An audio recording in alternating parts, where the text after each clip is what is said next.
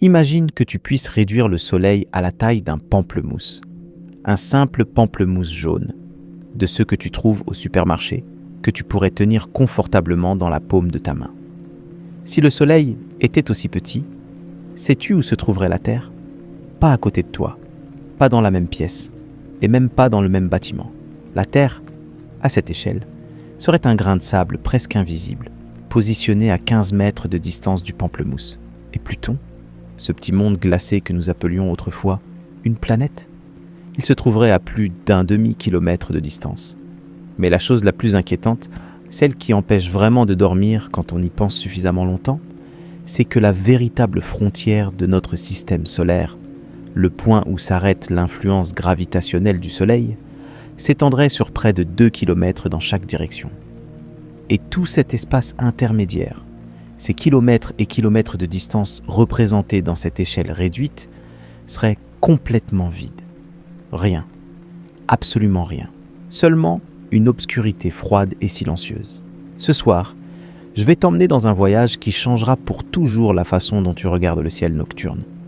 Tu vas découvrir 3 mystères que la plupart des gens ne connaissent même pas.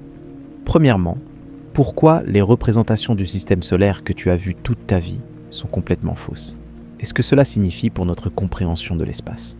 Deuxièmement, ce qui se cache dans les abysses extérieurs de notre système planétaire, dans ces régions si lointaines que la lumière du Soleil met des heures pour les atteindre. Et troisièmement, pourquoi la véritable frontière du système solaire pourrait se trouver dans un endroit si distant qu'aucune sonde humaine ne l'atteindra jamais, même dans des milliers d'années. Ce que tu vas découvrir va t'empêcher de dormir, non pas par la peur, mais par l'émerveillement absolu de réaliser combien nous sommes petits, combien nous sommes seuls, et combien il est incroyable que nous existions dans ce coin reculé d'un univers si démesurément vaste. Si tu es fasciné par les mystères du cosmos, abonne-toi. Le voyage commence maintenant. Nous avons tous une image mentale du système solaire. C'est celle qu'on nous a montrée à l'école, dans les manuels scolaires, dans les documentaires télévisés. 8 planètes ordonnées en rang, chacune avec sa couleur distinctive, disposées comme des perles sur un collier invisible autour du Soleil. Mercure petit et gris, Vénus enveloppée dans des nuages jaunâtres, notre Terre bleue et verte, Mars rouge comme le sang, puis les géantes gazeuses, avec leurs magnifiques bandes colorées, et enfin les mondes glacés des régions extérieures. Tout semble si ordonné, si compréhensible, si accessible. Cette image est un mensonge nécessaire peut-être, parce que la vérité est trop difficile à représenter sur une feuille de papier ou un écran de télévision. Mais elle reste tout de même un mensonge qui a déformé notre perception de la réalité cosmique pendant des générations entières. Le problème fondamental est qu'il n'existe aucun moyen de représenter précisément le système solaire à l'échelle sur n'importe quelle surface qui puisse être vue par des yeux humains. Si tu voulais dessiner le système solaire en respectant les proportions réelles, tant pour les dimensions des planètes que pour les distances entre elles, tu te trouverais face à un choix impossible. Si tu rendais les planètes suffisamment grandes pour être visibles, les distances seraient si énormes que tu devrais dessiner sur une feuille longue de plusieurs kilomètres. Si au contraire, tu respectais les distances sur une feuille normale, les planètes seraient si microscopiques qu'elles seraient complètement invisibles. Laisse-moi t'expliquer avec des chiffres concrets ce que je veux dire. Le diamètre du Soleil est d'environ 1 400 000 km. Tu pourrais aligner 109 terres l'une à côté de l'autre pour couvrir cette distance. Mais la distance de la Terre au Soleil est d'environ 150 millions de kilomètres. Cela signifie qu'entre nous et notre étoile pourraient tenir confortablement plus de 11 000 terres alignées. Tu comprends la disproportion ? Le Soleil est énorme, et pourtant l'espace qui nous sépare de lui est si vaste qu'il pourrait contenir des milliers de copies de notre planète. Et ce n'est que le début. C'est seulement la distance qui nous sépare du Soleil, celle que nous appelons unité astronomique, la mesure de base que nous utilisons pour calculer les distances dans le système solaire. Quand tu t'éloignes vers les planètes extérieures, ces chiffres deviennent si grands qu'ils perdent toute signification intuitive. Jupiter, le géant de notre système, orbite à environ 5 unités astronomiques du Soleil. 5 fois la distance Terre-Soleil. Saturne se trouve a presque 10 unités astronomiques, Uranus a 19, et Neptune, la dernière des planètes officiellement reconnues, flotte dans les abysses extérieurs à 30 unités astronomiques de notre étoile. Mais la réalité est beaucoup plus sombre que ce que ces chiffres peuvent suggérer, car Neptune n'est pas du tout la frontière du système solaire. Elle n'en est même pas proche.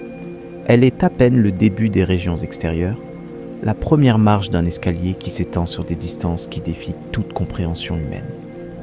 Au-delà de Neptune s'ouvre un territoire que la plupart des gens ne savent même pas qu'il existe. Un territoire si vaste, si froid, si sombre, que même la lumière du soleil met des heures pour le traverser.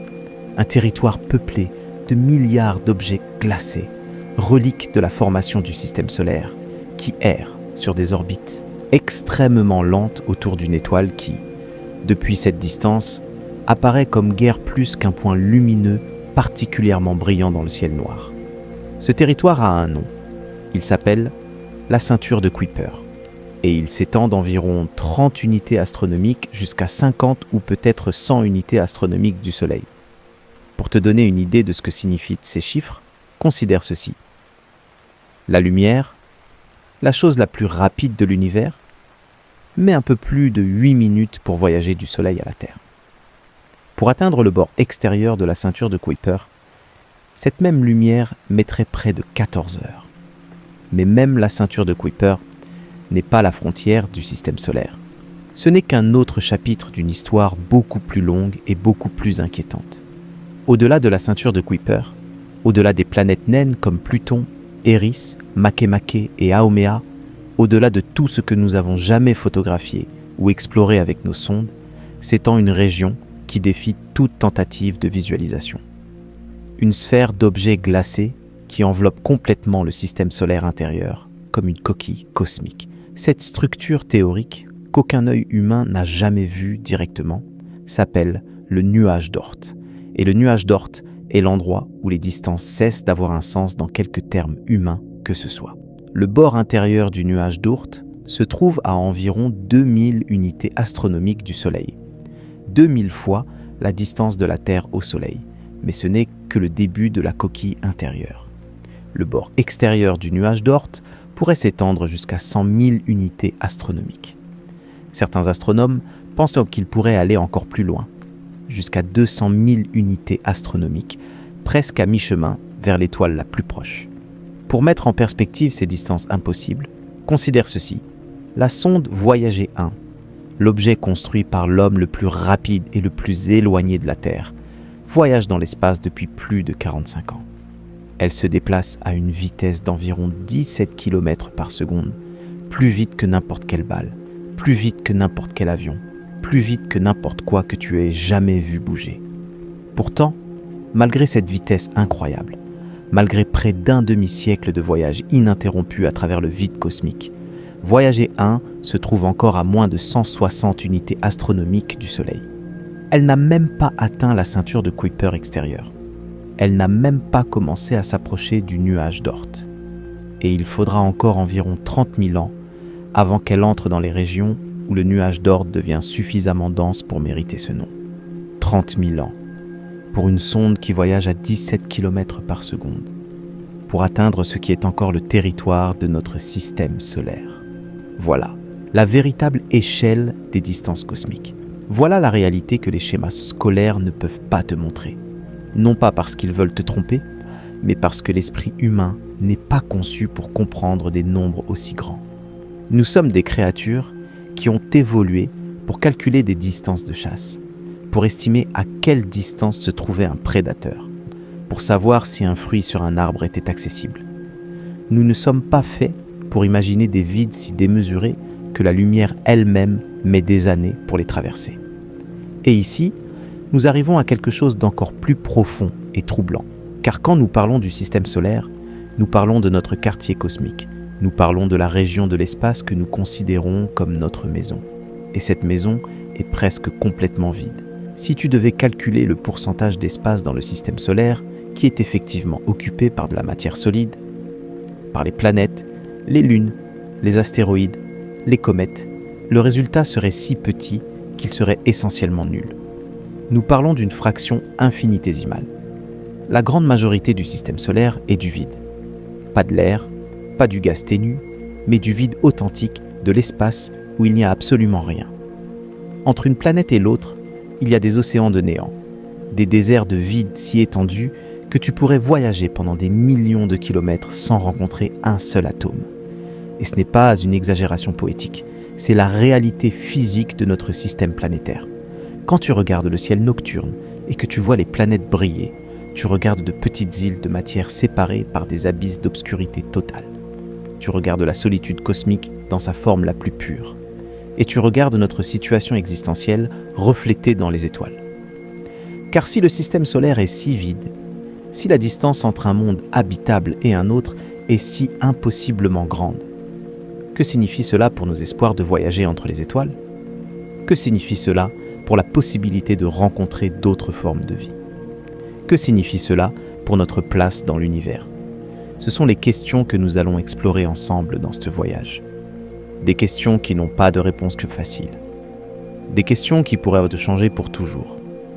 Mais avant de nous enfoncer dans les abysses extérieurs du système solaire, nous devons mieux comprendre ce que signifie réellement l'échelle dont nous parlons.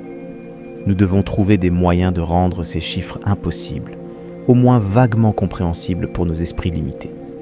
Nous devons construire des ponts entre l'expérience quotidienne et l'immensité cosmique. Et pour ce faire, nous utiliserons une expérience de pensée que les astronomes appellent le modèle à l'échelle du système solaire.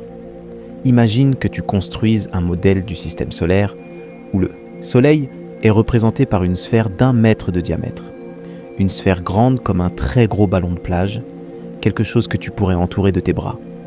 Dans cette échelle, la Terre serait une bille d'environ 9 mm de diamètre, plus ou moins la taille d'une grosse bille, et elle se trouverait à environ 117 mètres du Soleil, la distance d'un terrain de football, à peu près. Jusque-là, cela semble presque gérable, presque compréhensible. Un terrain de football est une distance que nous pouvons parcourir à pied, que nous pouvons voir, que nous pouvons percevoir. Mais continuons avec le modèle. Jupiter, la plus grande planète, serait une sphère d'environ 10 cm de diamètre, grande comme un pamplemousse, et elle se trouverait à plus de 600 mètres du Soleil. Un bon demi-kilomètre.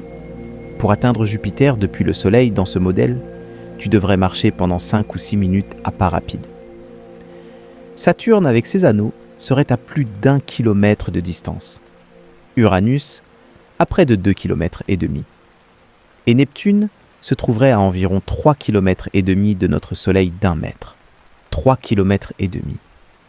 Pour aller du Soleil à l'orbite de Neptune dans ce modèle, tu devrais marcher pendant près d'1 heure. Et tu ne serais toujours pas à la frontière du système solaire. Tu serais à peine à la limite des planètes majeures. Le bord de la ceinture de Kuiper, dans ce modèle, se trouverait à environ 8 km du Soleil. Une distance que tu pourrais couvrir en une matinée de marche déterminée. Mais le nuage d'Oort, le bord intérieur du nuage d'Oort serait à plus de 200 km de distance. Et le bord extérieur pourrait se trouver à 10 000 km de notre Soleil, grand comme un ballon de plage. 10 000 km, la distance de Paris à Tokyo. Pour traverser notre système solaire dans un modèle où l'hémissoleil ne fait qu'1 mètre de diamètre. Et l'étoile la plus proche, Alpha du Centaure. Dans ce même modèle, elle se trouverait à environ 30 000 km de distance, presque la circonférence de la Terre. Pour rendre visite à nos voisins stellaires les plus proches, dans un modèle où tu peux tenir la Terre dans la paume de ta main, tu devrais voyager presque autour du monde entier. C'est la raison pour laquelle les voyages interstellaires restent dans le domaine de la science-fiction. Ce n'est pas seulement une question de technologie, c'est une question d'échelle. Les distances sont si absurdement, si incompréhensiblement grandes qu'elles défient toute notre capacité de conquête. Mais revenons à notre système solaire, car même ici, il y a suffisamment de mystères pour une vie entière d'émerveillement. Jupiter est le roi du système solaire, et pas seulement au sens mythologique. C'est un monde si massif, si puissant, si dominant, qu'il influence pratiquement tout ce qui se passe dans notre coin de galaxie. Si le Soleil est le tyran absolu qui gouverne par la force brute de sa masse, Jupiter est son premier ministre, le gardien des régions extérieures, l'architecte caché du destin planétaire. Les chiffres de Jupiter sont difficiles sans à comprendre. Son diamètre est de près de 140 000 km, 11 fois celui de la Terre. Tu pourrais aligner 11 terres l'une à côté de l'autre et tu ne couvrirais toujours pas complètement le disque de Jupiter. Mais la chose la plus impressionnante, c'est son volume. À l'intérieur de Jupiter pourraient tenir plus de 1300 terres. 1300. Imagine prendre notre planète, avec tous ses océans, continents, montagnes et villes, et la multiplier par 1300. Tout cela tiendrait à l'intérieur de Jupiter avec de la place en surplus. Pourtant, malgré ce volume immense, la masse de Jupiter n'est que 318 fois celle de la Terre. C'est parce que Jupiter n'est pas un monde rocheux comme le nôtre. C'est une géante gazeuse, composée principalement d'hydrogène et d'hélium, les mêmes éléments qui forment le Soleil. D'une certaine manière, Jupiter est une étoile manquée, un objet qui avait presque assez de masse pour déclencher la fusion nucléaire en son cœur, mais qui s'est arrêté juste avant ce seuil crucial. Si Jupiter avait été environ 80 fois plus massive, elle serait devenue une naine brune, une quasi-étoile qui brûle faiblement dans l'obscurité cosmique. Et si elle avait été encore plus grande, elle serait devenue une vraie étoile. Et notre système solaire aurait été un système binaire, avec 2 soleils dans le ciel au lieu d'un. L'histoire de la Terre aurait été complètement différente, et nous n'existerions probablement pas. Jupiter orbite à environ 780 millions de kilomètres du Soleil, un peu plus de 5 fois la distance Terre-Soleil. À cette distance, la lumière solaire met environ 43 minutes pour arriver. Si tu étais sur une des lunes de Jupiter et que tu envoyais un message radio vers la Terre, tu devrais attendre entre 35 et 52 minutes pour une réponse, selon les positions orbitales des 2 planètes. Les communications en temps réel seraient impossibles. Chaque conversation serait un lent échange de monologues, séparés par des pauses de près d'1 heure. Mais ce qui rend Jupiter vraiment fascinante, ce n'est pas seulement sa taille, c'est sa complexité, sa violence, sa nature alien qui défie toute comparaison terrestre. L'atmosphère de Jupiter est un océan de gaz en perpétuel tumulte. Des vents qui soufflent à des centaines de kilomètres bas à l'heure divisent la planète en bandes colorées, des traînées de nuages qui se déplacent dans des directions opposées, frottant les unes contre les autres dans des turbulences gigantesques. Et au milieu de tout ce chaos, il y a la grande tache, rouge. La grande tache rouge est une tempête. Mais l'appeler simplement tempête, c'est comme appeler l'océan une flaque d'eau. C'est un anticyclone qui tourne dans le sens inverse des aiguilles d'une montre depuis au moins 400 ans, depuis que les astronomes ont commencé à l'observer avec les premiers télescopes. Elle existe probablement depuis bien plus longtemps, peut-être depuis des millénaires ou même des millions d'années. Personne ne le sait avec certitude. Les dimensions de la grande tache rouge sont variables, mais à son maximum, elle était assez grande pour contenir 3 terres côte à côte. 3 terres à l'intérieur d'une seule tempête. Les vents à ses bords soufflent à plus de 400 km à l'heure. Et les températures varient de manière que les scientifiques ne comprennent pas encore complètement. C'est une structure atmosphérique si puissante, si persistante, si énigmatique, qu'après des siècles d'observation, elle reste en grande partie un mystère. Et la grande tache rouge n'est même pas la seule tempête de Jupiter. Il y a des tempêtes plus petites, des ovales blancs et bruns qui apparaissent et disparaissent au fil des années, qui fusionnent entre elles ou sont absorbées par la tache rouge elle-même. Il y a des éclairs des milliers de fois plus puissants que ceux de la Terre, qui illuminent les nuages nocturnes avec des éclats visibles depuis l'espace. Il y a toute une météorologie alien qui fonctionne selon des règles que nous commençons à peine à comprendre. Sous l'atmosphère visible, les choses deviennent encore plus étranges. À mesure que tu descends dans l'intérieur de Jupiter, la pression augmente vertigineusement. L'hydrogène gazeux devient de plus en plus dense, de plus en plus comprimé, jusqu'à ce qu'à une certaine profondeur, quelque chose d'extraordinaire se produise. L'hydrogène cesse de se comporter comme un gaz et devient un liquide. Mais pas un liquide normal. Il devient de l'hydrogène métallique, une forme exotique de la matière qui conduit l'électricité comme un métal, mais coule comme un liquide. Cet océan d'hydrogène métallique, qui constitue probablement la majeure partie de l'intérieur de Jupiter, est responsable du champ magnétique le plus puissant du système solaire après celui du Soleil. Le champ magnétique de Jupiter est 20 000 fois plus intense que celui de la Terre, et il s'étend sur des millions de kilomètres dans l'espace, piégeant des particules chargées dans des ceintures de radiation si intenses qu'elles tueraient un être humain non protégé en quelques minutes. Les sondes que nous avons envoyées vers Jupiter doivent être protégées par des blindages spéciaux pour survivre à ce bombardement de radiation. La sonde Juno, qui orbite actuellement autour de Jupiter, suit des trajectoires soigneusement calculées pour minimiser son exposition aux zones les plus dangereuses. Et même ainsi, son électronique est lentement dégradée à chaque passage rapproché. Au centre de tout cela, dans le cœur le plus profond de Jupiter, il y a probablement un noyau. Les scientifiques ne sont pas sûrs de quoi il est fait exactement. Il pourrait être rocheux, il pourrait être un mélange de roche et de glace à très haute pression. Il pourrait être quelque chose de complètement alien que nous n'avons jamais vu sur Terre. La pression au centre de Jupiter est estimée à des dizaines de millions d'atmosphères et la température pourrait atteindre les 30 000 degrés Celsius. Plus chaud que la surface du Soleil. Et puis, il y a les lunes.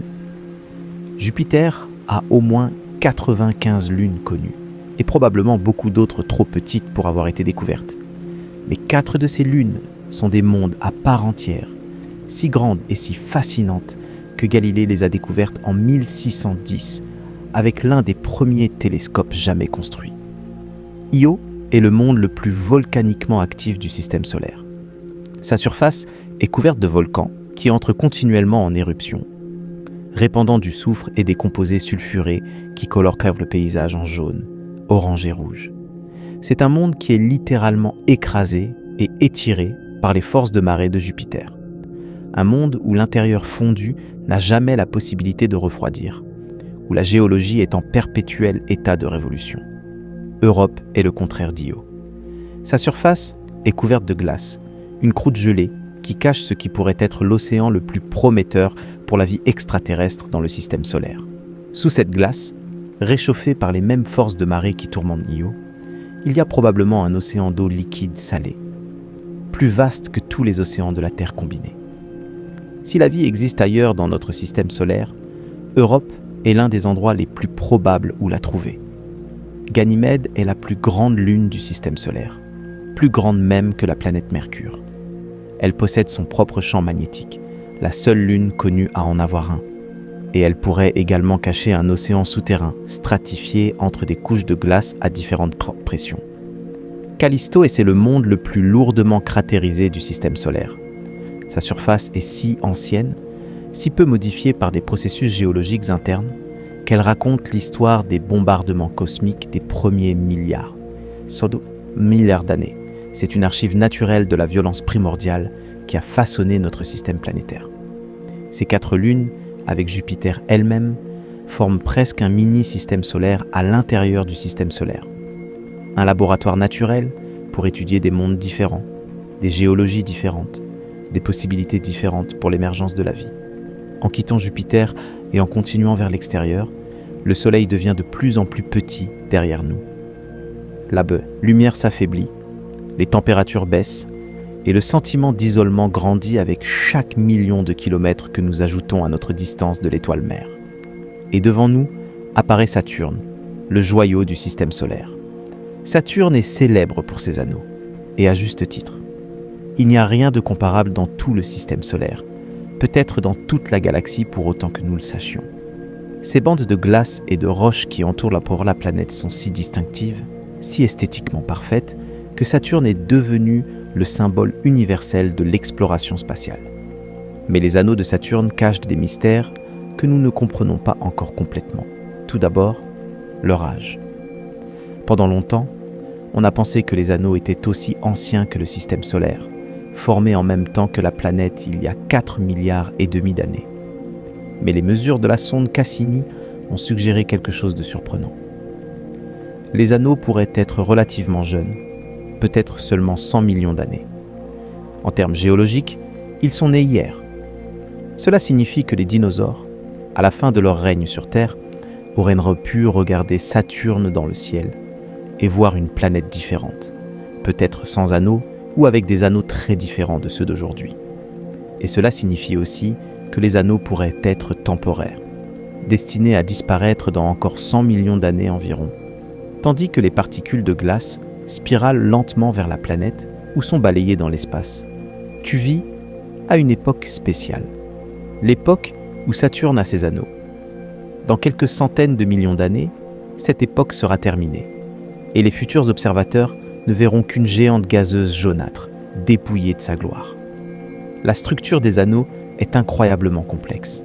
Ce ne sont pas un disque solide, comme ils apparaissent dans les dessins simplifiés, mais une série de milliers d'anneaux individuels, séparés par des espaces vides, organisés selon des motifs qui reflètent les interactions gravitationnelles avec les nombreuses lunes de Saturne. Il y a des ondes qui se propagent à travers les anneaux, causées par la résonance orbitale avec des lunes lointaines. Il y a des rayons mystérieux qui apparaissent et disparaissent, encore pas complètement expliqués. Il y a des structures qui semblent presque architecturales dans leur précision. Et pourtant, elles sont le résultat de pure physique gravitationnelle. L'épaisseur des anneaux est étonnamment mince. Alors qu'ils s'étendent sur des centaines de milliers de kilomètres à l'horizontale, leur épaisseur verticale n'est en moyenne que de 10 mètres. Certains astronomes ont comparé ce rapport à une feuille de papier qui s'étendrait sur les dimensions d'un terrain de football. Si tu pouvais voir les anneaux de profil, ils sembleraient disparaître complètement, si minces qu'ils seraient presque bidimensionnels. Saturne elle-même, en tant que planète, est presque aussi impressionnante que Jupiter, bien que légèrement plus petite. Son diamètre est d'environ 116 000 km, 9 fois celui de la Terre.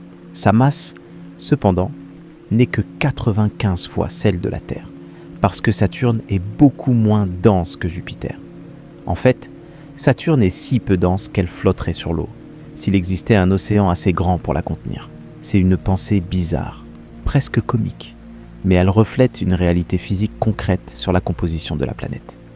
L'atmosphère de Saturne est similaire à celle de Jupiter, avec des bandes de nuages et des tempêtes qui apparaissent et disparaissent au fil des années. Mais il y a une caractéristique unique qui rend Saturne incomparable, l'hexagone au pôle nord. C'est exactement ce que ça semble être, une structure hexagonale presque parfaite, large d'environ 30 000 km, qui entoure le pôle nord de Saturne. C'est une formation atmosphérique persistante, observée pour la première fois par la sonde Voyager dans les années 80 et encore présente quand la sonde Cassini est arrivée des décennies plus tard. Au centre de l'hexagone tourne un vortex, une sorte d'ouragan polaire qui persiste pendant des décennies. Aucune autre planète n'a quelque chose de similaire. Et pendant longtemps, personne ne savait expliquer comment une structure si géométriquement régulière pouvait se former naturellement. Ce n'est que récemment que des expériences de dynamique des fluides en laboratoire ont démontré que des hexagones similaires peuvent se former quand des courants d'air à différentes vitesses interagissent de manière spécifique. Mais cela reste quand même l'une des structures les plus étranges et les plus fascinantes du système solaire. Saturne orbite à environ 1,4 milliard de kilomètres du Soleil, presque 10 fois la distance Terre-Soleil. À cette distance, la lumière solaire met 1h20 pour arriver. Le Soleil, vu depuis Saturne, apparaît comme un disque lumineux d'environ 1/10 du diamètre apparent que nous voyons depuis la Terre. Il est encore clairement reconnaissable comme disque, encore assez lumineux pour créer des ombres distinctes, mais sa force est très diminuée. Les températures sur Saturne descendent à moins 180 degrés Celsius, et elles continueront à baisser à mesure que nous nous éloignons. Saturne a aussi des lunes extraordinaires. Titan, la plus grande, est la seule lune du système solaire avec une atmosphère dense. Sa surface est cachée sous une brume orange de composés organiques, et sous cette brume, il y a des lacs et des mers d'hydrocarbures liquides, du méthane et de l'éthane qui coulent comme l'eau coule sur Terre. C'est un monde si alien, si différent de tout ce que nous connaissons, que l'explorer complètement nécessitera des missions qui n'ont même pas encore été conçues. Encelade, une lune beaucoup plus petite, a révélé une surprise encore plus grande. Des geysers d'eau glacée jaillissent continuellement de son pôle sud, projetant des particules de glace dans l'espace qui finissent par alimenter l'un des anneaux de Saturne. Sous la croûte glacée d'Encelade, il y a un océan global d'eau liquide, réchauffé par des forces de marée, qui contient probablement tous les ingrédients chimiques nécessaires à la vie. Avec Europe, Encelade est l'un des endroits les plus prometteurs pour la recherche de vie extraterrestre. Au-delà de Saturne, le système solaire change de caractère. Les distances augmentent dramatiquement. La lumière solaire devient de plus en plus faible et les mondes que nous rencontrons deviennent de plus en plus mystérieux. Nous entrons dans le royaume des géantes de glace, les planètes les moins connues et les moins visitées de notre système, Uranus et Neptune. Uranus a été la première planète découverte à l'époque moderne. Toutes les planètes jusqu'à Saturne étaient connues depuis l'Antiquité, visibles à l'œil nu comme des étoiles errantes dans le ciel nocturne. Mais Uranus est trop faible pour être vue sans télescope, et elle n'a été découverte qu'en 1781 par l'astronome William Herschel, qui a d'abord pensé que c'était une comète.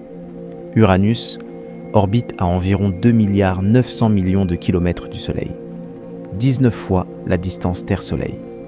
La lumière solaire met 2h40 pour l'atteindre. À cette distance, le Soleil apparaît comme guerre, plus qu'une étoile très brillante, encore distinguable comme disque mais à peine. Les températures descendent à moins 215 degrés Celsius, s'approchant du zéro absolu. Mais la chose la plus étrange à propos d'Uranus n'est pas sa distance ou sa température, c'est son inclinaison. Alors que toutes les autres planètes tournent plus ou moins verticalement par rapport au plan de leurs orbites, Uranus est couché sur le côté. Son axe de rotation est incliné d'environ 98 degrés, ce qui signifie qu'elle tourne presque horizontalement, pendant son orbite autour du Soleil, qui dure 84 années terrestres. D'abord un pôle, puis l'autre pointe directement vers l'étoile, créant des saisons extrêmes qui durent des décennies. Personne ne sait avec certitude pourquoi Uranus est si incliné. La théorie la plus acceptée est qu'il y a des milliards d'années, pendant l'enfance chaotique du système solaire, un objet de la taille de la Terre a frappé Uranus avec un impact si violent qu'il l'a complètement renversé. C'est un rappel de la violence aléatoire qui a façonné les mondes qui semblent aujourd'hui si sereins et ordonnés. Neptune est la dernière des planètes officiellement reconnues dans notre système solaire. Et à bien des égards, elle est aussi la plus mystérieuse. Elle n'a été visitée que par une seule sonde dans toute l'histoire de l'exploration spatiale. Voyager 2, qui est passé près d'elle en août 1989 pendant seulement quelques heures, avant de continuer son voyage vers l'infini interstellaire. Tout ce que nous savons sur Neptune en détail provient de cette brève rencontre d'il y a plus de 30 ans. Plus les observations faites par des télescopes terrestres et spatiaux à des milliards de kilomètres de distance. Neptune orbite à environ 4,5 milliards de kilomètres du Soleil, 30 fois la distance Terre-Soleil. La lumière solaire met plus de 4 heures pour l'atteindre, et quand elle arrive, elle est si faible que midi sur Neptune est comparable au crépuscule profond sur Terre. Si tu étais à la surface d'une des lunes de Neptune, et que tu regardais vers le Soleil, tu verrais une étoile brillante, mais pas particulièrement impressionnante, difficilement distinguable comme disque à l'œil nu. Pourtant, cette petite lumière lointaine est encore assez puissante pour gouverner l'orbite de ce monde gigantesque, pour le tenir lié dans une étreinte gravitationnelle qui s'étend à travers des milliards de kilomètres de vide. Une année sur Neptune dure 165 années terrestres. Pense à ce que cela signifie. Depuis sa découverte en 1846, Neptune n'a accompli qu'un peu plus d'une orbite complète autour du Soleil. Tout ce qui s'est passé dans l'histoire humaine moderne, les guerres mondiales, les révolutions technologiques, l'invention d'Internet, la conquête de l'espace, tout cela a été à peine suffisant pour que Neptune fasse un tour complet du système solaire. Les saisons sur Neptune durent plus de 40 ans chacune. Si tu naissais pendant l'été neptunien, tu mourrais de vieillesse bien avant que l'automne n'arrive. Malgré sa distance extrême et le peu de lumière qu'elle reçoit, Neptune est étonnamment active du point de vue atmosphérique. C'est la planète avec les vents les plus rapides du système solaire, avec des courants qui atteignent des vitesses de plus de 2000 km à l'heure. C'est un paradoxe que les scientifiques n'ont pas encore complètement résolu. D'où vient l'énergie pour alimenter ces vents incroyables, sur un monde qui reçoit si peu d'énergie du Soleil? La réponse doit venir de l'intérieur. Neptune rayonne dans l'espace plus d'énergie qu'elle n'en reçoit du Soleil, ce qui signifie qu'elle a une source de chaleur interne encore active. Probablement le lent refroidissement du noyau, peut-être combiné avec des processus de différenciation gravitationnelle qui libèrent de l'énergie, tandis que les matériaux plus lourds coulent vers le centre. Quelle que soit la cause, Neptune est un monde qui génère son propre climat, indépendant de l'étoile autour de laquelle elle orbite. Quand Voyager 2 est passé près de Neptune, elle a photographié une énorme tempête dans l'hémisphère sud que les scientifiques ont baptisée la grande tache sombre par analogie avec la grande tache rouge de Jupiter. Mais contrairement à la tempête jovienne, qui persiste depuis des siècles, la grande tache sombre de Neptune avait disparu quand le télescope spatial Hubble l'a cherchée quelques années plus tard. L'atmosphère de Neptune est dynamique, changeante, imprévisible. De nouvelles tempêtes apparaissent et disparaissent au fil des années, et nous les observons à peine, si distantes et si faibles pour nos instruments. La couleur de Neptune est un bleu intense, plus profond et plus riche que le bleu pâle d'Uranus. Cette couleur est causée par le méthane présent dans l'atmosphère, qui absorbe la lumière rouge et réfléchit la lumière bleue. Mais le méthane seul n'explique pas complètement la teinte de Neptune, et les scientifiques soupçonnent qu'il y a d'autres composés encore inconnus qui contribuent à ce bleu si distinctif. Neptune a 14 lunes connues, mais l'une d'elles domine toutes les autres par son importance et son mystère. Triton est un monde glacé d'environ 2700 km de diamètre, assez grand pour être sphérique et assez complexe pour mériter une mission dédiée qui malheureusement n'a jamais été réalisée. La chose la plus étrange à propos de Triton est son orbite. Elle tourne autour de Neptune en direction rétrograde, c'est-à-dire dans la direction opposée à la rotation de la planète. C'est presque une preuve certaine que Triton ne s'est pas formé en même temps que Neptune, mais a été capturée gravitationnellement depuis une autre partie du système solaire. Elle était probablement un objet de la ceinture de Kuiper, l'un des milliers de mondes glacés qui peuplent les régions extérieures, qui s'est aventuré trop près de Neptune et est resté piégé pour toujours dans sa gravité. La capture de Triton a dû être un événement cataclysmique. Les lunes originales de Neptune auraient été détruites ou expulsées. Les orbites auraient été bouleversées. D'énormes quantités d'énergie auraient été dissipées sous forme de chaleur de marée. Triton elle-même aurait été réchauffée jusqu'à fondre complètement, avant de refroidir lentement dans sa configuration actuelle. Aujourd'hui, Triton est l'un des mondes les plus froids du système solaire, avec des températures de surface d'environ moins 235 degrés Celsius. Il fait si froid que l'azote, qui sur Terre est un gaz constituant la majeure partie de l'air que nous respirons, est gelé en une croûte solide. Pourtant, malgré ce froid incroyable, Triton montre des signes d'activité géologique. Voyager 2 a photographié des geysers actifs à la surface de Triton, des panaches sombres de matière qui étaient projetés dans l'atmosphère ténue jusqu'à 8 km de hauteur avant d'être transportés par le vent en longues traînées sombres. Ces geysers sont probablement alimentés par de l'azote liquide souterrain, réchauffé par la faible lumière solaire qui pénètre à travers la glace transparente, qui érupte ensuite violemment quand la pression devient trop élevée. Un monde si lointain, si froid, si alien, et pourtant encore géologiquement actif, encore capable de nous surprendre, encore plein de mystères qui attendent tant d'être explorés. Mais Triton a un destin scellé. À cause de son orbite rétrograde, les forces de marée ralentissent lentement son mouvement et la font spiraler vers Neptune. Dans quelques milliards d'années, Triton s'approchera si près de la planète qu'elle dépassera la limite de Roche, le point où les forces gravitationnelles différentielles deviendront plus fortes que la cohésion interne de la Lune.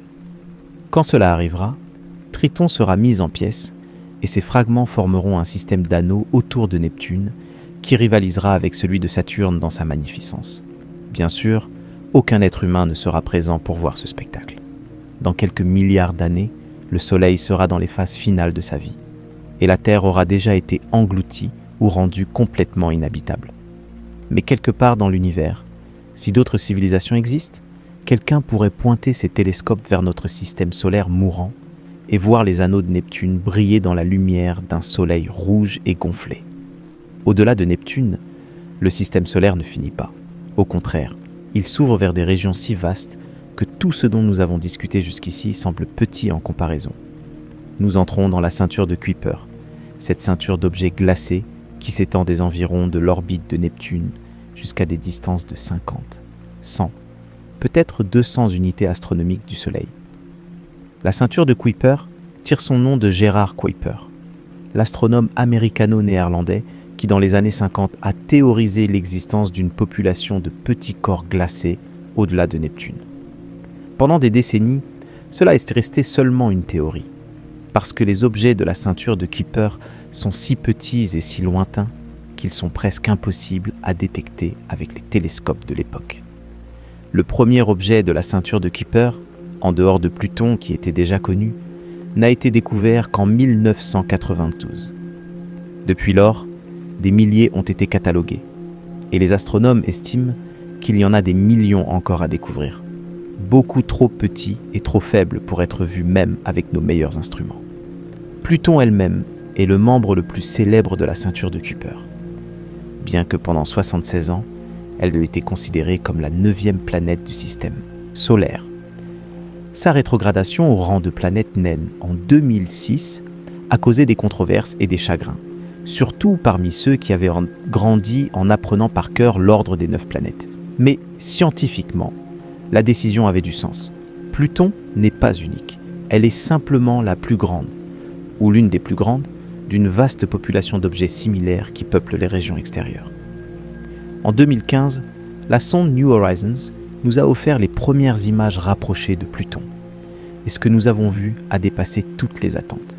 Au lieu d'un monde mort et ennuyeux, nous avons trouvé une planète naine, d'une incroyable complexité géologique. Des montagnes de glace d'eau haute comme les Alpes, des glaciers d'azote congelés qui coulent lentement à travers les vallées, une calotte polaire en forme de cœur qui est immédiatement devenue iconique, et une atmosphère ténue mais présente qui crée des brumes bleutées au coucher du soleil.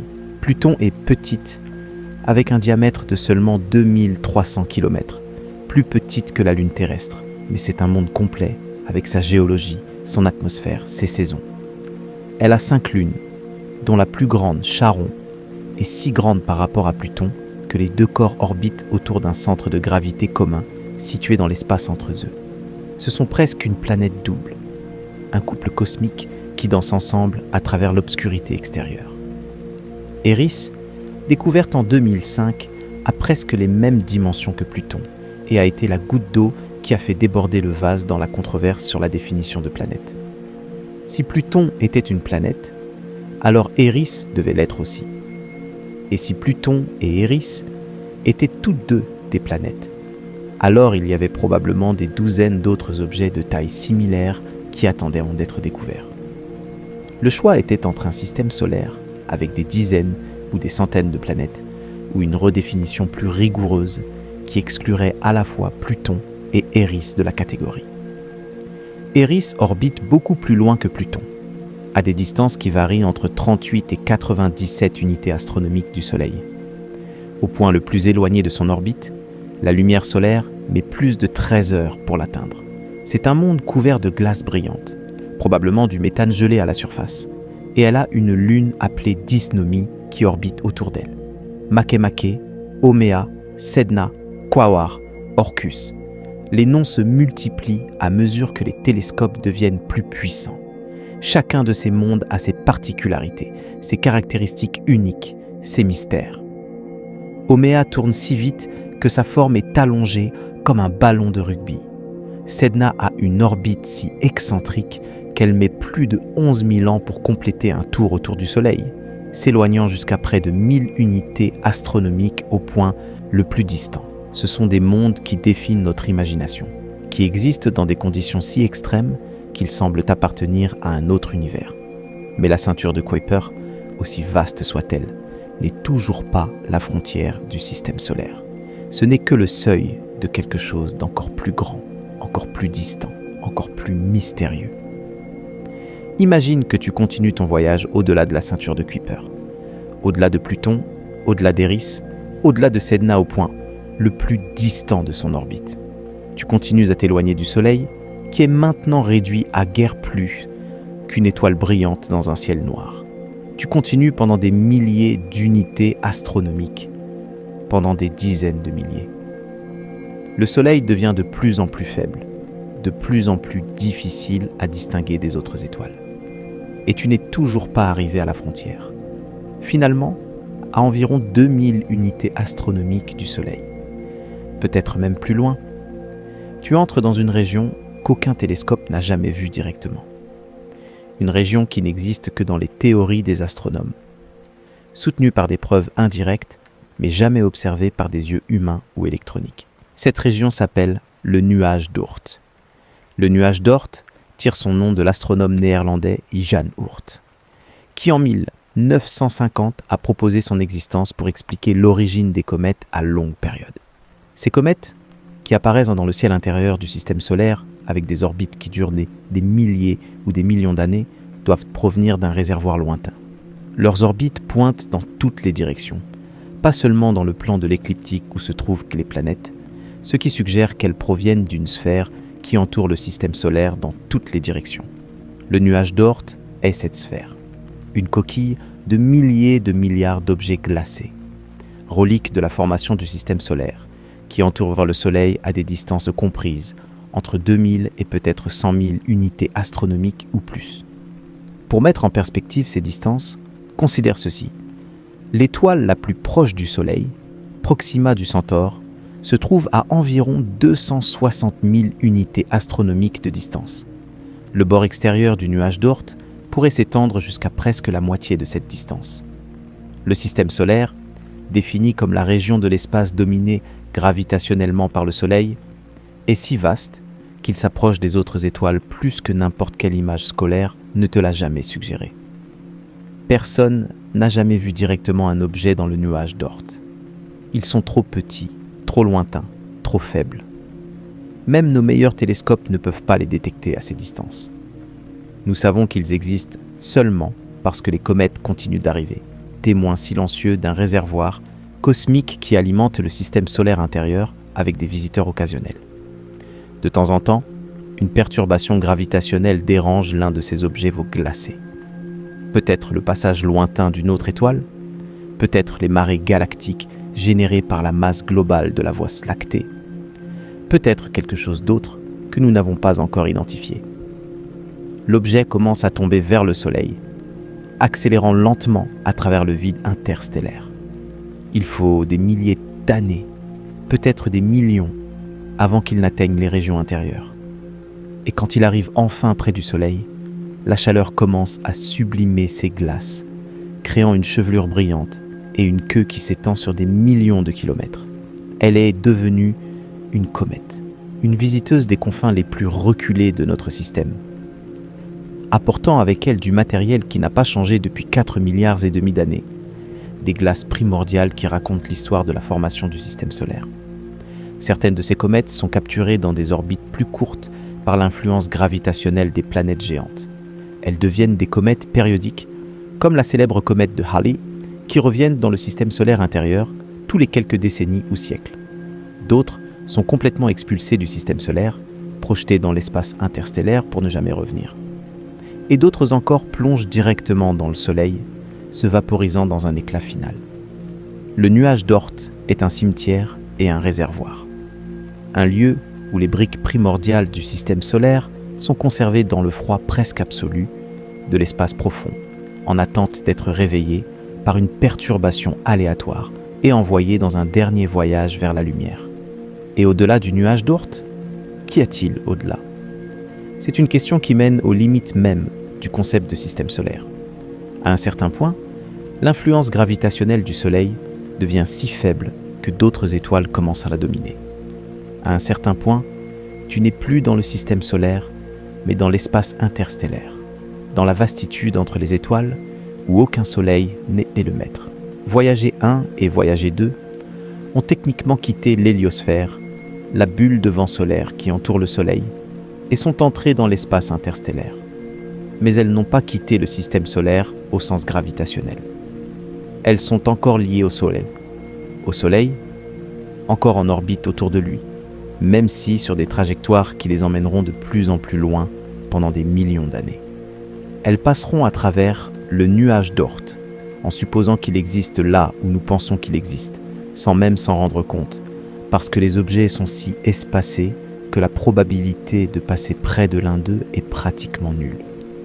La vraie frontière du système solaire, le point où la gravité du Soleil cède le pas à celle des autres étoiles, se trouve à environ 100 000 ou 200 000 unités astronomiques, presque 2 années-lumière.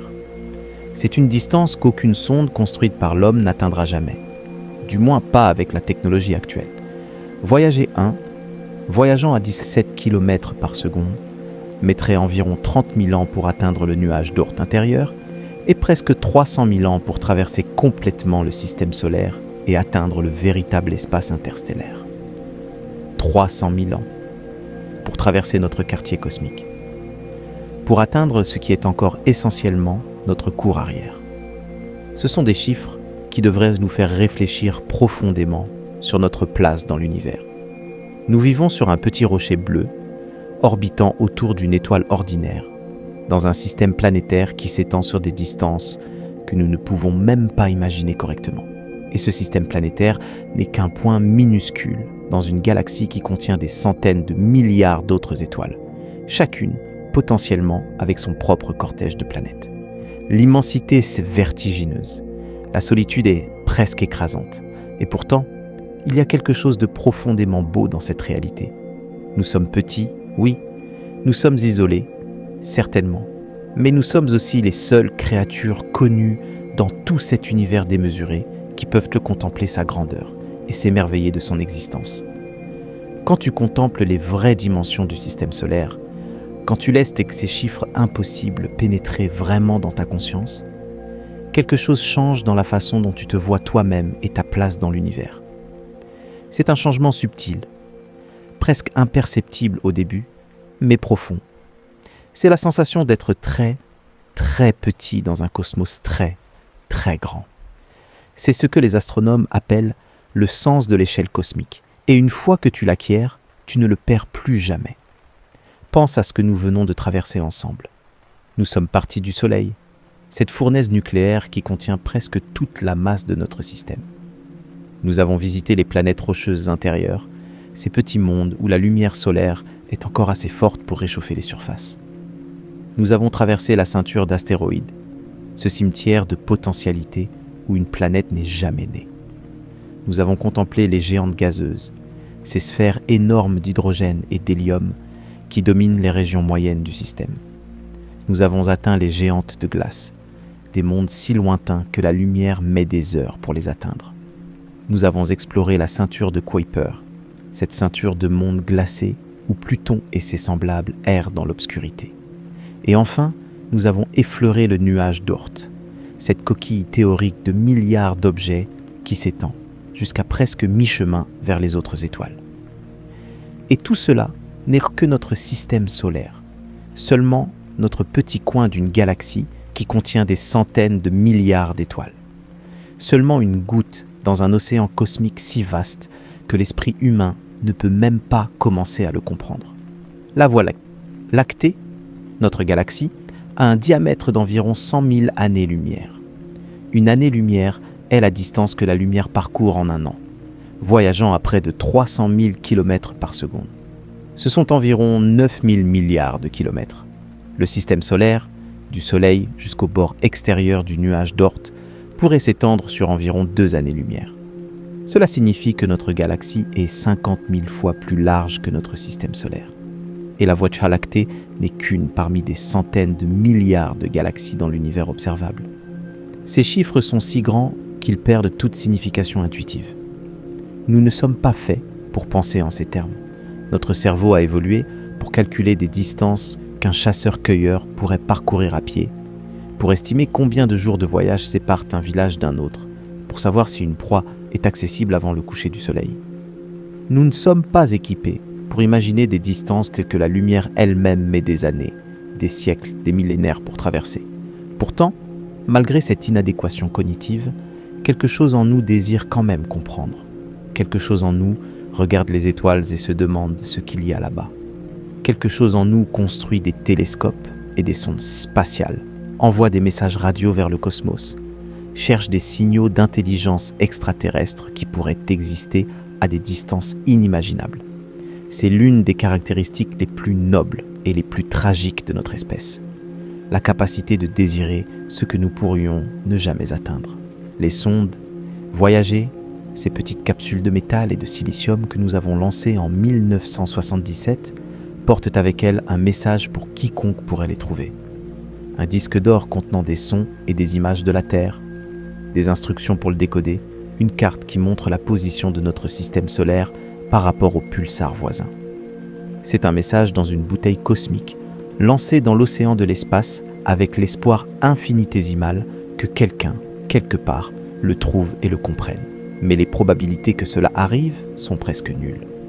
L'espace est si vaste, si vide, si indifférent que les voyageurs pourraient errer pendant des milliards d'années sans jamais s'approcher d'une autre étoile suffisamment pour être remarquée. Elle pourrait survivre au Soleil lui-même, qui dans environ 5 milliards d'années deviendra une géante rouge et engloutira les planètes intérieures et continuer à errer comme des reliques d'une civilisation disparue depuis longtemps. C'est une pensée qui devrait nous faire réfléchir sur la nature du temps cosmique autant que sur les distances cosmiques. Nous, êtres humains, vivons pendant quelques décennies, si nous sommes chanceux. Nos civilisations durent quelques millénaires, si elles sont particulièrement résistantes.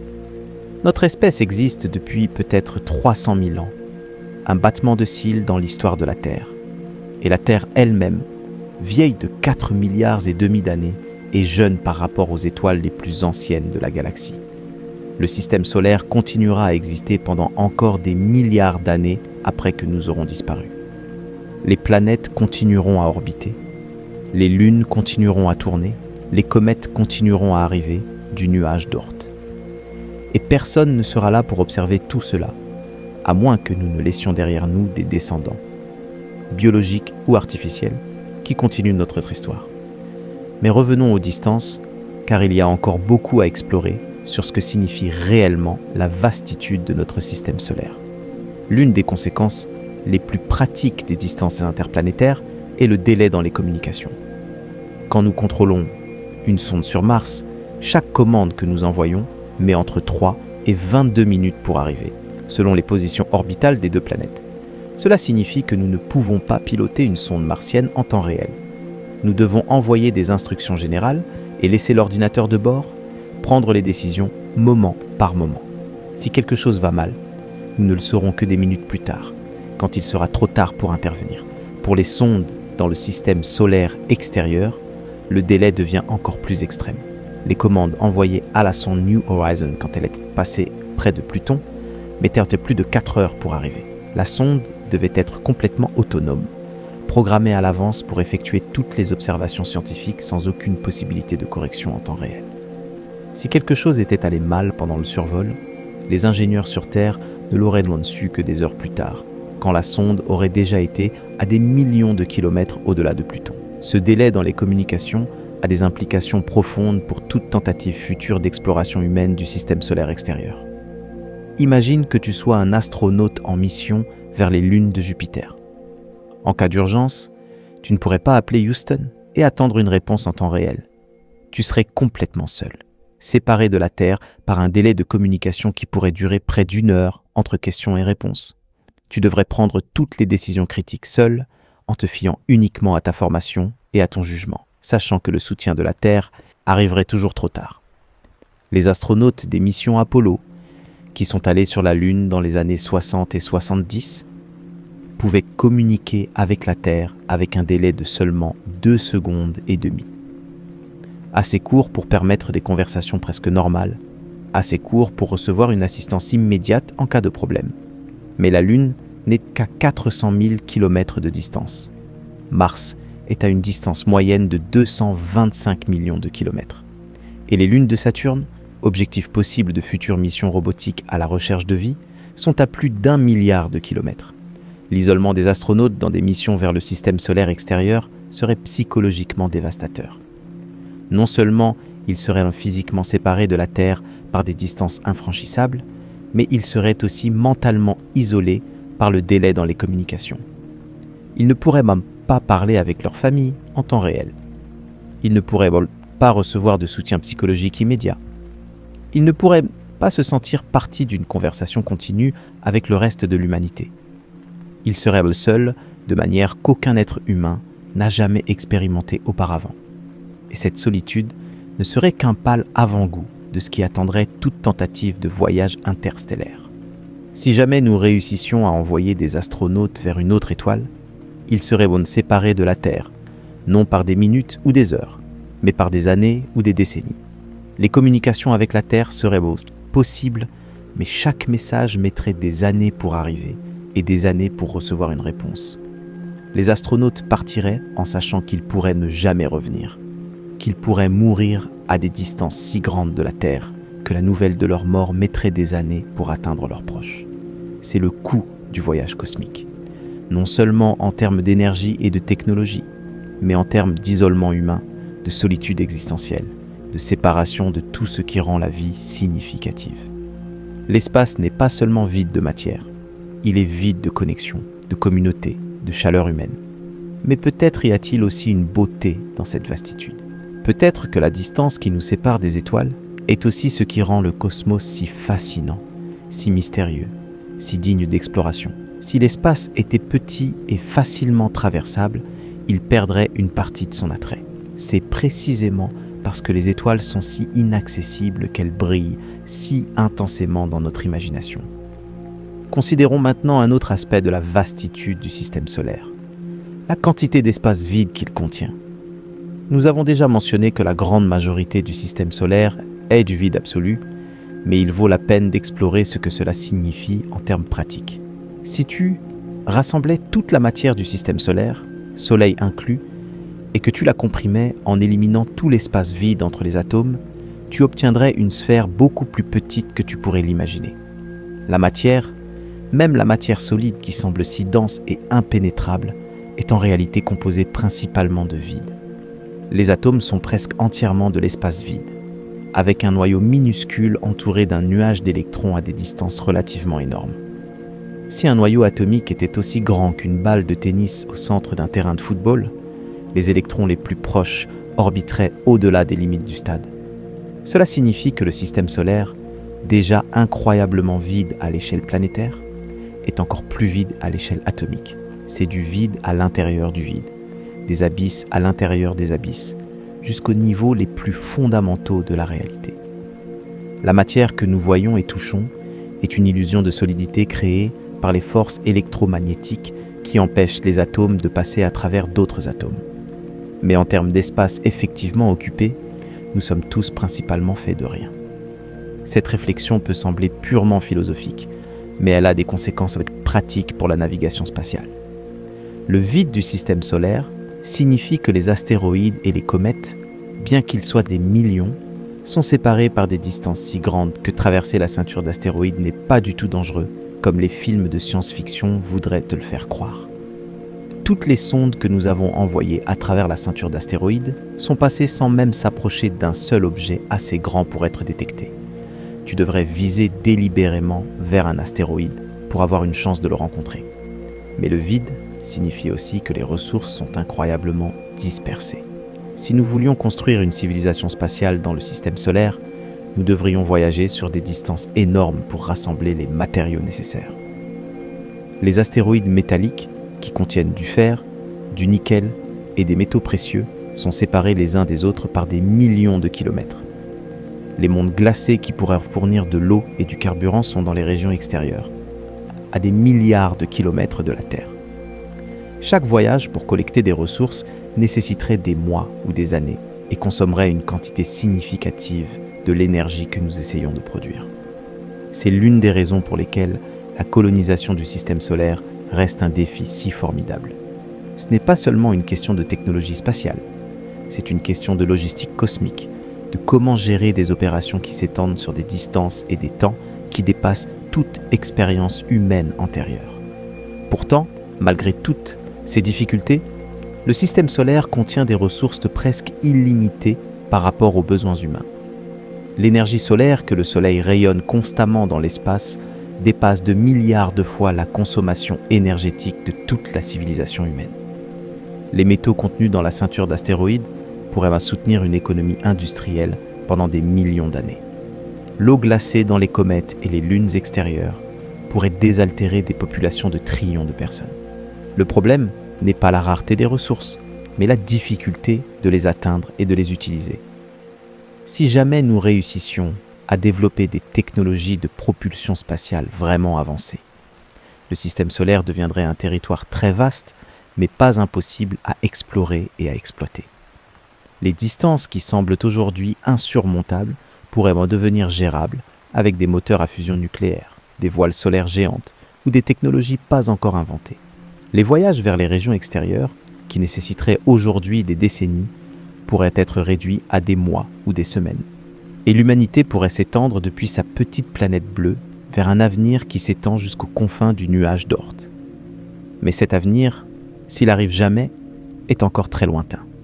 Pour l'instant, nous sommes piégés sur la Terre, regardant les étoiles avec des instruments de plus en plus puissants, mais incapables de les atteindre physiquement. Nous sommes comme des naufragés sur une île au milieu d'un océan infini, capables de voir d'autres îles à l'horizon, mais sans bateau pour les atteindre. Et peut-être que c'est notre condition existentielle fondamentale. Peut-être que nous sommes destinés à rester pour toujours confinés sur notre petit monde, admirant l'univers de loin sans jamais le toucher vraiment. Ou peut-être que nous ne sommes qu'au début d'un voyage qui mènera nos descendants vers des horizons que nous ne pouvons même pas imaginer. Personne ne le sait avec certitude. L'avenir de l'exploration spatiale dépend de décisions qui n'ont pas encore été prises, de technologies qui n'ont pas encore été inventées, d'événements historiques qui ne se sont pas encore produits. Nous pourrions être la dernière génération à rester confinée sur la Terre, ou nous pourrions être l'une des dernières générations à exister, avant qu'une catastrophe n'efface notre civilisation. L'univers ne nous doit rien, ne nous promet rien, ne se soucie pas le moins du monde de notre destin. Mais il y a quelque chose d'étrangement réconfortant dans cette indifférence cosmique. Si l'univers ne nous doit rien, alors tout ce que nous conquérons est nôtre par mérite. Chaque pas que nous faisons vers les étoiles est un acte de pure volonté, un refus d'accepter nos limites comme permanentes. Chaque sonde que nous lançons, chaque télescope que nous construisons, chaque théorie que nous développons, est une petite rébellion contre la vastitude qui nous entoure. Et peut-être que c'est ce qui rend l'exploration spatiale si profondément humaine. Ce n'est pas la certitude du succès qui nous pousse, mais l'espoir. Ce n'est pas la connaissance de ce que nous trouverons, mais la curiosité. Ce n'est pas le calcul rationnel des bénéfices, mais quelque chose de plus profond, quelque chose qui nous définit en tant qu'espèce, quelque chose qui nous a amené des savanes africaines jusqu'à la Lune et, peut-être un jour, jusqu'aux étoiles. Le système solaire est vaste au-delà de toute compréhension humaine. Mais c'est aussi notre jardin, notre point de départ, le premier pas d'un voyage qui pourrait ne jamais avoir de fin. Et ce soir, alors que tu écoutes ces mots et que tu laisses ton esprit vagabonder parmi les planètes et les étoiles, tu fais partie de ce voyage. Tu es l'un des innombrables êtres humains qui ont regardé le ciel nocturne et se sont demandé ce qu'il y a là-bas. Tu es un fragment d'univers qui contemple lui-même, qui cherche à comprendre sa propre nature et sa place dans le cosmos. C'est un privilège rare et précieux, et aucune distance, aussi grande soit-elle, ne peut nous l'enlever. Les étoiles brillent au-dessus de nous, indifférentes à nos rêves et à nos peurs. Les planètes continuent leur danse éternelle autour du Soleil, et nous sommes ici, petites créatures de chair et de sang, sur un petit rocher bleu, regardant l'infini et osant nous demander ce que tout cela signifie. Il n'y a peut-être pas de réponse à cette question. Peut-être que l'univers n'a pas de signification intrinsèque, pas de but, pas de destination. Peut-être que nous sommes simplement le résultat d'un hasard cosmique, une fluctuation improbable dans un océan de chaos. Mais même si c'est le cas, même si nous ne sommes qu'un accident, nous restons le seul accident connu capable de se poser ces questions. Et cela, en soi, est extraordinaire. Il y a un moment, pendant les nuits les plus limpides et les plus sombres, Quand tu t'éloignes des lumières de la ville et que tu regardes vers le haut, où le ciel semble s'ouvrir au-dessus de toi comme un abîme infini. Les étoiles ne semblent plus des points lumineux sur un dôme noir, mais des fenêtres vers une profondeur sans fond. Et dans ce moment, si tu laisses cette sensation t'envahir complètement, tu peux presque sentir le vertige cosmique, cette conscience soudaine et bouleversante d'être suspendu sur une planète qui tourne dans le vide spatial, entourée de distances que l'esprit ne peut pas contenir. C'est le véritable héritage de notre exploration du système solaire.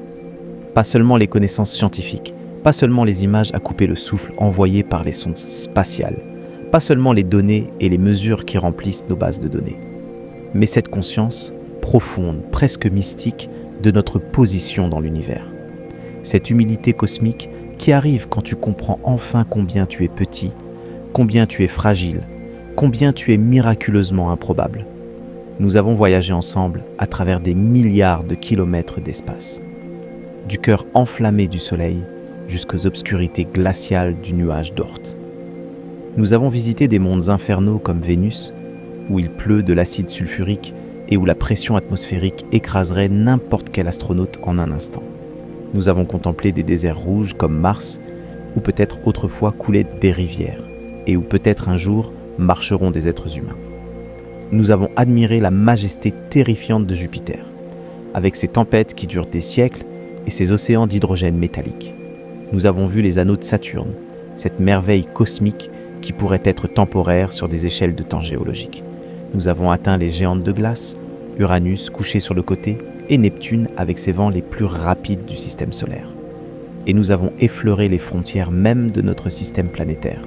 Cette limite floue où l'influence du Soleil cède graduellement le pas à l'obscurité interstellaire. Chaque étape de ce voyage nous a appris quelque chose. Chaque monde que nous avons visité a ajouté une pièce au puzzle de notre compréhension cosmique. Mais peut-être que la leçon la plus importante ne concerne aucune planète en particulier. Elle concerne le vide qui les sépare.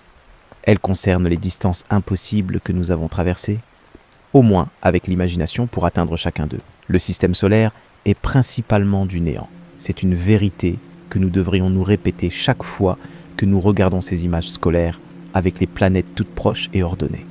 Entre ces mondes colorés, il y a des océans de vide si vastes que l'esprit humain ne peut pas les concevoir.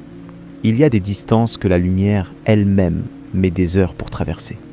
Il y a des abîmes d'obscurité où la température est à peine quelques degrés au-dessus du zéro absolu, où aucun son ne peut se propager, où aucun vent ne souffle, où le silence est si complet qu'il est presque inconcevable pour des créatures comme nous, qui avons grandi sur une planète pleine de bruit et de mouvement. Et pourtant, au milieu de tout ce vide, nous existons. Petites créatures de carbone et d'eau, accrochées à la surface d'une petite planète rocheuse, en orbite autour d'une étoile ordinaire, dans un bras périphérique d'une galaxie qui n'est qu'une parmi des centaines de milliards. Notre existence est une improbabilité statistique si extrême qu'elle défie presque la compréhension. Pourtant, nous voilà, contemplant l'univers qui nous a engendrés, essayant de comprendre les lois qu'il gouverne, rêvant d'explorer les mondes qui ponctuent notre ciel nocturne. Il y a quelque chose de profondément émouvant dans cette situation. Nous sommes la façon dont l'univers se connaît lui-même, comme l'a dit un jour l'astronome Carl Sagan. Nous sommes de la poussière d'étoiles qui contemplent les étoiles. Nous sommes des enfants du cosmos qui cherchent à comprendre le cosmos.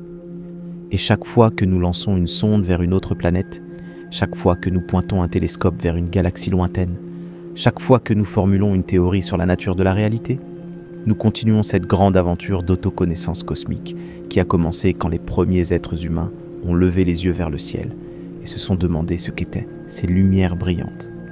Mais cette aventure a aussi un côté sombre, car plus nous apprenons sur l'univers, plus nous réalisons combien nous sommes vulnérables. Le cosmos n'est pas un endroit accueillant pour la vie.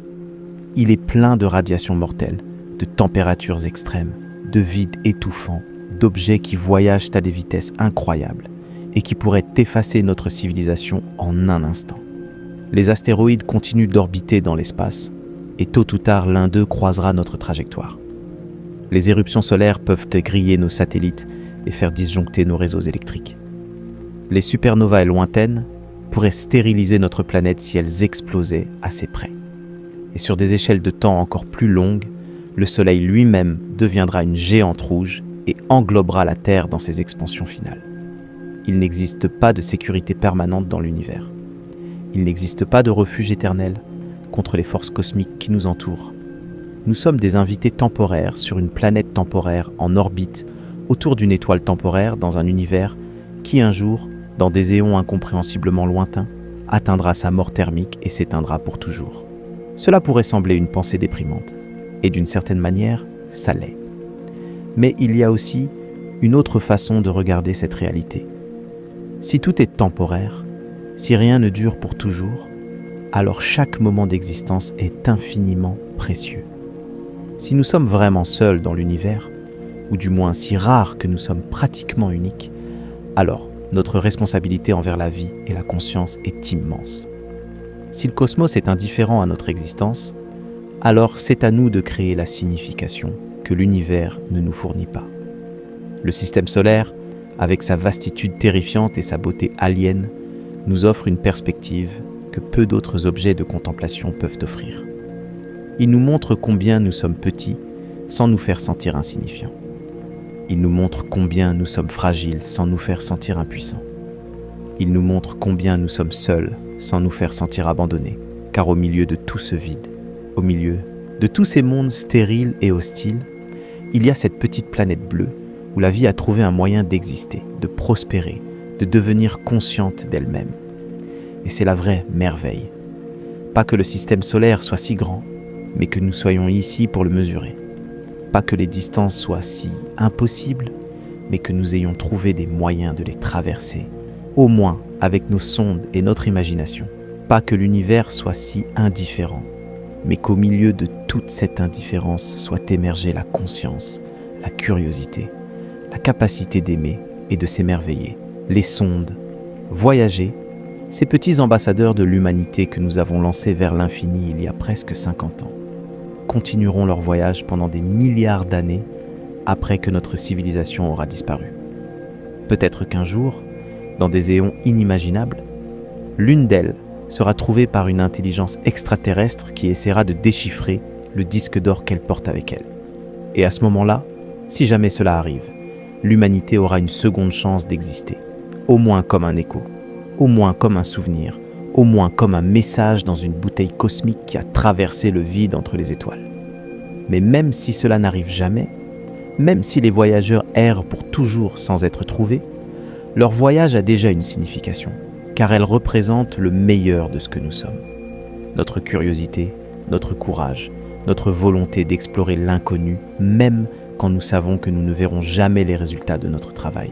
Ce sont des monuments à la capacité humaine de penser au-delà de soi-même, de planifier pour des générations qui ne naîtront jamais, de rêver de voyages qu'elles ne feront jamais. Quand tu penses au système solaire, quand tu laisses sa vastitude t'envahir, rappelle-toi ceci. Tu n'es pas seulement un spectateur, tu fais partie de l'histoire.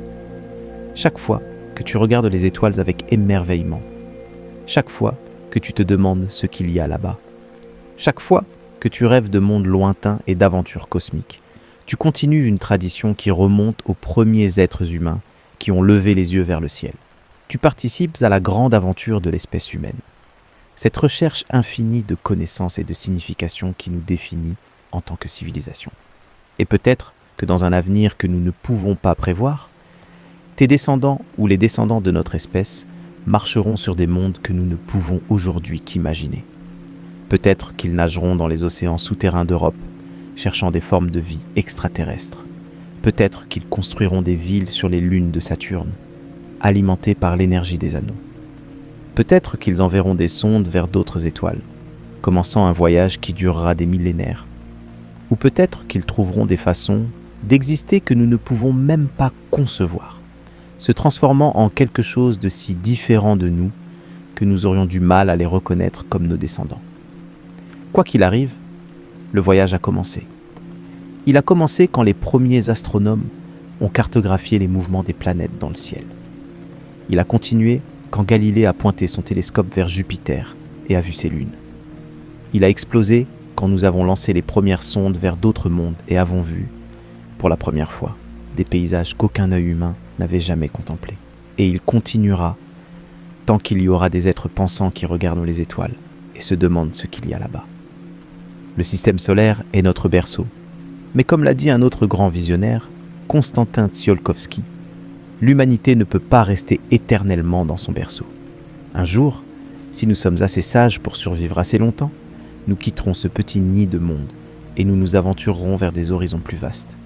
Et quand nous le ferons, nous regarderons en arrière vers le petit point bleu que nous appelions maison et nous éprouverons une nostalgie infinie, mêlée de fierté pour le chemin parcouru. Mais pour l'instant, ce soir, en ce moment, tu es ici. Tu es sur cette petite planète qui tourne dans l'espace, entourée d'un système de mondes qui s'étend sur des milliards de kilomètres dans chaque direction. Au-dessus de toi, si le ciel est clair, tu peux peut-être voir Jupiter briller comme un joyau blanc, ou Mars avec son éclat rougeâtre, ou Saturne avec ses anneaux invisibles à l'œil nu mais présents quand même, tournant silencieusement dans la nuit cosmique. Chaque fois que tu vois ces points de lumière, rappelle-toi ce que tu as appris ce soir. Rappelle-toi que ce ne sont pas seulement des lumières dans le ciel, mais des mondes réels, avec leur géologie, leurs atmosphères, leurs mystères encore non résolus. Rappelle-toi qu'entre toi et eux, il y a des distances que l'esprit humain ne peut pas vraiment comprendre, des vides si vastes que la lumière elle-même met des heures pour les traverser. Et rappelle-toi que toi, petite créature de chair et de sang sur une petite planète dans un coin reculé de la galaxie, tu es en quelque sorte capable de contempler tout cela, de le comprendre au moins en partie, de t'émerveiller de sa beauté terrifiante. Cette capacité d'émerveillement est peut-être le plus grand cadeau que l'évolution nous a donné. Pas notre intelligence, pas nos pouces opposables, pas notre langage complexe, mais la capacité de regarder l'univers et de ressentir de la stupeur. La capacité de nous sentir petits sans nous sentir écrasés. La capacité de nous confronter à l'infini et de le trouver beau plutôt que terrifiant. Le système solaire continuera d'exister indépendamment de nous. Les planètes continueront leurs orbites éternelles, les comètes continueront d'arriver du nuage d'Oort, le soleil continuera de brûler de l'hydrogène dans son noyau. Tout cela arrivera, que nous soyons là pour l'observer ou non. L'univers n'a pas besoin de témoins pour exister, mais nous avons besoin de l'univers pour donner un sens à notre existence. Nous avons besoin de ces distances impossibles pour nous rappeler combien la proximité est précieuse. Nous avons besoin de ces mondes stériles pour apprécier combien la vie est miraculeuse. Nous avons besoin de ce vide infini pour comprendre combien chaque instant de connexion, chaque moment de chaleur, chaque respiration d'air frais sur cette petite planète que nous appelons maison est précieux. Laisse ces réflexions t'accompagner tandis que tu glisses vers le sommeil. Laisse la vastitude du système solaire devenir un arrière-plan silencieux pour tes rêves. Et quand tu te réveilleras demain, emporte avec toi au moins un fragment de cette conscience cosmique. Rappelle-toi que tu es fait d'atomes forgés au cœur des étoiles. Rappelle-toi que tu es le résultat de milliards d'années d'évolution cosmique. Rappelle-toi que tu es, dans un sens très réel, la façon dont l'univers se contemple lui-même. Les planètes tourneront cette nuit, comme elles l'ont fait pendant des milliards d'années. Les étoiles brilleront, indifférentes à nos rêves et à nos peurs. Et tu seras ici, sur ce petit monde bleu, partie d'une histoire qui a commencé avec le Big Bang et qui continuera jusqu'à ce qu'il y ait quelque chose plutôt que rien. Bonne nuit, voyageur cosmique. Que tes rêves t'emmènent vers des mondes lointains et que tu puisses toujours trouver le chemin du retour vers la maison. Le voyage dans le système solaire est terminé, mais le voyage de la compréhension ne finit jamais. Chaque réponse génère de nouvelles questions. Chaque découverte ouvre de nouveaux mystères. Chaque horizon atteint révèle des horizons encore plus lointains. Et c'est la beauté de la science, de l'exploration, de la curiosité humaine. Nous n'arrivons jamais vraiment à la destination finale. Le voyage lui-même est la destination. Et ainsi, tandis que les étoiles brillent au-dessus de toi et que les planètes continuent leur danse éternelle autour du soleil, rappelle-toi que tu fais partie de tout cela. Tu tu n'es pas séparé de l'univers que tu contemples. Tu es fait de la même matière, gouverné par les mêmes lois, participant au même mystère cosmique que tu cherches à comprendre. Le système solaire est ta maison. Et quelle maison extraordinaire c'est! Ferme les yeux maintenant. Laisse le silence cosmique t'envelopper. Et rêve de mondes que personne n'a encore vus, de voyages que personne n'a encore faits, de découvertes qui changeront pour toujours la façon dont l'humanité se voit elle-même et sa place dans l'infini. L'obscurité de l'espace n'est pas vide. Elle est pleine de possibilités. Elle est pleine de mystères. Elle est pleine de tout ce que nous pourrions encore devenir si nous avons le courage de continuer à explorer. Rêve bien. Petit habitant de la 3e planète, l'univers t'attend. Dans le silence de cette nuit, quelque part au-delà de l'orbite de Neptune, les sondes voyagées continuent leur voyage solitaire. Elles ne savent pas qu'elles voyagent, bien sûr. Elles ne sont que des machines, des assemblages de métal et de circuits électroniques, sans conscience ni but. Mais elles portent avec elles quelque chose de plus grand qu'elles-mêmes. Elles portent le rêve d'une espèce entière, le désir d'un monde entier de savoir ce qu'il y a au-delà de l'horizon. Et dans des millions d'années, quand le Soleil sera encore une étoile stable et que la Terre aura peut-être oublié qu'elle a un jour abrité une civilisation technologique, ces petites machines continueront de voyager. Elles traverseront le nuage d'Oort sans même le savoir. Elles passeront à travers les vastes espaces entre les étoiles. Et peut-être, juste peut-être, quelqu'un les trouvera. Mais même si personne ne les trouve jamais, leur voyage a un sens. Car le voyage lui-même est la réponse à une question que l'humanité se pose depuis qu'elle a commencé à regarder les étoiles. Cette question n'est pas vraiment à propos de ce qu'il y a là-bas. Elle est à propos de qui nous sommes. Et la réponse, écrite dans le métal et le silicium des sondes. Voyager, dans les équations de nos physiciens, dans les rêves de nos enfants qui regardent le ciel nocturne, cette réponse est simple et profonde à la fois. Nous sommes les créatures qui posent des questions. Nous sommes les êtres qui cherchent à comprendre. Nous sommes la partie de l'univers qui veut se connaître elle-même. Et tant que cette curiosité brûlera en nous, tant que nous continuerons à nous émerveiller devant la beauté terrifiante du cosmos, nous ne serons jamais vraiment seuls. Le système solaire s'étend autour de toi en ce moment, invisible mais présent, une cathédrale de vide et de lumière qui contient tous les mondes que nous avons explorés ce soir. Et au-delà du système solaire, les étoiles attendent, des milliards de soleils avec peut-être des milliards de planètes. Certaines peut-être habitées par des êtres qui regardent leur propre ciel nocturne et se demandent s'ils sont seuls. Peut-être que nous ne saurons jamais la réponse à cette question. Peut-être que les distances sont vraiment trop grandes, les temps de voyage vraiment trop longs, les probabilités de contact vraiment trop faibles. Mais cela ne nous empêchera pas de chercher, car c'est ce que nous faisons, c'est ce que nous sommes. Nous sommes les chercheurs, les rêveurs, les explorateurs de l'infini. Et maintenant, tandis que le sommeil commence à t'envelopper, laisse ces pensées flotter dans ton esprit comme des étoiles dans le ciel nocturne. Laisse-les t'accompagner vers le pays des rêves. Et quand tu te réveilleras, demain, rappelle-toi que tu vis dans un univers de merveilles, que chaque jour est une occasion d'apprendre quelque chose de nouveau, que chaque nuit est une invitation à contempler l'infini. Le voyage continue, le mystère demeure. Et toi, petit point de conscience dans un océan de matière et d'énergie, tu as le privilège extraordinaire d'en faire partie. Bonne nuit, dors bien et rêve des étoiles.